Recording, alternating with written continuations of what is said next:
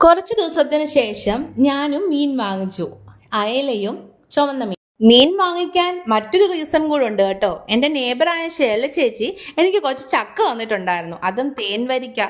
അത് പെട്ടെന്ന് അരിഞ്ഞ് ഞാൻ അടുപ്പേ വെച്ച് വേവിച്ചെടുത്തു. അരപ്പൊക്കെ ചേർത്ത് നല്ല കാന്താരിമുളകൊക്കെ ചേർത്ത് അരപ്പായിരുന്നു കേട്ടോ. ഒരുപാട് എരിയൊന്നും ഇല്ലായിരുന്നു. നല്ല അടിപൊളിയായിരുന്നു, സൂപ്പർ ആയിരുന്നു.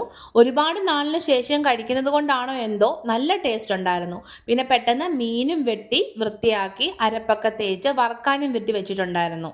നല്ല അടിപൊളി ഊണായിരുന്നു ഉച്ചക്കത്തെ. നല്ല ചൂട് കുത്തരി ചോറും സാമ്പാറും ക്യാബേജ് തോരനും പിന്നെ നമ്മുടെ മെയിൻ താരം ചക്ക വേവിച്ചതും.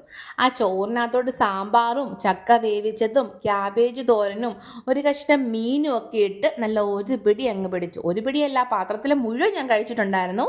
അപ്പോൾ വീഡിയോ ഇഷ്ടമായെങ്കിൽ ലൈക്ക്, ഷെയർ, സബ്സ്ക്രൈബ് ചെയ്യുക. അടുത്ത വീഡിയോയുമായി കാണുന്നവരെ ബായ്.